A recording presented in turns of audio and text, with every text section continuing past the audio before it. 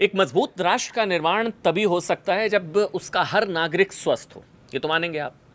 और एक राष्ट्रवादी के तौर पर हम चाहते हैं कि हर नागरिक हेल्दी हो। और भारत एक बड़ी जनसंख्या वाला देश है, तो ऐसे में ज़रूरी सा भी हो जाता है कि जनता अपने आप को स्वस्थ रखे, जिससे स्वस्थ भारत का निर्माण किया जा सके। अब स्वस्थ का मतलब सिर्फ शारीरिक रूप से ही नहीं, बल्कि मानसिक, आर्थिक, सामाजिक और पारिवारिक रूप से भी स्वस्थ होना ज़रूरी है, जिस पर हम कम ध्यान देते हैं। लेकिन भारत में स्वास्थ्य, हेल्थ एक बहुत बड़ा मुद्दा है। खासकर कोविड के बाद बहुत ज़्यादा प्रायोरिटी पर आ चुका है हेल्थ सेक्टर। और आप जानते हैं, देश की अधिक जनसंख्या के कारण डॉक्टर्स, हेल्थ केयर वर्कर्स पर भी दबाव लगातार ज़्यादा बढ़ रहा है। साथ ही हर व्यक्ति तक स्वास्थ्य सेवा आसानी से पहुंचे, ये भी सरकार के लिए एक चुनौती रही है। और इसी को लेकर ध्यान में रखते हुए देखिए, मोदी सरकार का पूरा फोकस देश को हेल्दी बनाना है। ये तभी संभव है जब हर भारतीय के लिए आसान, किफ़ायती और हाई क्वालिटी वाली हेल्थ सर्विसेज आपको मिल सके। प्रधानमंत्री नरेंद्र मोदी ने अपने तीसरे कार्यकाल में भी हेल्थ पर पूरा फोकस बनाए रखा। सरकार बनाने के बाद उन्होंने 70 साल से अधिक उम्र के सभी लोगों को आयुष्मान भारत योजना का लाभ देने का फैसला किया। ये वाकई क्रांतिकारी फैसला था। यानी कि 70 साल से अगर आपकी आयु से भी ज्यादा है, तो अब उन लोगों को भी आयुष्मान भारत योजना का फायदा मिलेगा। मोदी सरकार ने अपने कार्यकाल के दौरान हेल्थ से जुड़े इंफ्रास्ट्रक्चर पर बड़े पैमाने पर खर्च किया। यही वजह है कि स्वास्थ्य के क्षेत्र में 2021-22 में भारत सरकार का प्रति व्यक्ति खर्च बढ़कर 3169 रुपए तक पहुंच गया। अगर 13-14, क्योंकि क्या होता है कि ये आंकड़ों की आप उसको इस तरह से बेहतर समझ सकते हैं, अगर उसकी तुलना की जाए तो ये जो आप आंकड़ा भी आपने सुना, अगर 13-14 के आंकड़े पर नजर डालें और इसका आप तुलनात्मक अध्ययन करें, तो वो तब 1042 रुपए था। 1042 प्रति व्यक्ति खर्च स्वास्थ्य को लेकर, 1042, जो अब कितना हो चुका है, 3100 से ज्यादा, 1042। मतलब इस तरह से देखें तो 10 साल में आम आदमी के इलाज पर सरकार का खर्च 3 गुना बढ़ा है।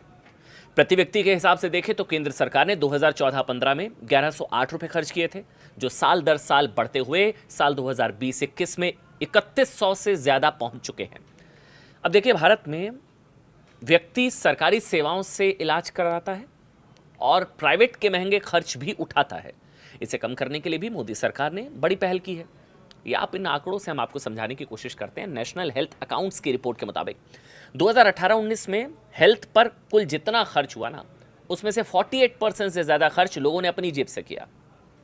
इसे आप मतलब आउट ऑफ पॉकेट खर्च कहते हैं। आंकड़ों पर अगर नज़र डालें तो साफ दिखता है कि इलाज पर आम आदमी का खर्च किस तरह कम हुआ। 2013-14 से 2021-22 तक स्थिति में बहुत बड़ा बदलाव हुआ देखने को मिलता है। 2013-14 में हेल्थ पर हुए कुल खर्च में सरकार का हिस्सा 29 मतलब 28-29% के आसपास था, और आम लोगों का हिस्सा था 64%, 64। 21-22 में इलाज पर आम लोगों का खर्च गिरकर 39% के आसपास रह गया, 39। वहीं सरकार का खर्च बढ़कर करीब 48% हो गया। सरकार का खर्च बढ़ा, आम लोगों पर बोझ घटा। साथ पिछले 10 साल में मोदी सरकार की योजनाओं की वजह से इलाज पर आम आदमी के खर्च का बोझ कम हुआ है। यानी आम आदमी की जेब पर इलाज का खर्च का बोझ कम हुआ, तो उस पैसे का इस्तेमाल एक आम आदमी दूसरे खर्च के लिए कर सकता है। अब आपको ना प्लानिंग कमीशन, नीति आयोग के अनुसार कुछ आंकड़े बताते हैं। आयुष्मान भारत योजना के तहत 55 करोड़ लोगों को सालाना 5 लाख रुपए तक मुफ्त और कैशलेस इलाज की सुविधा जेब पर पड़ने वाले बोझ को कम करने में अहम भूमिका निभा रही है। आयुष्मान भारत योजना 6 साल पहले शुरू हुई। इस योजना के तहत 7 करोड़ से ज्यादा लोगों को 1 लाख करोड़ रुपए से अधिक का मुफ्त इलाज दिया जा चुका है। ये दिया जा चुका है।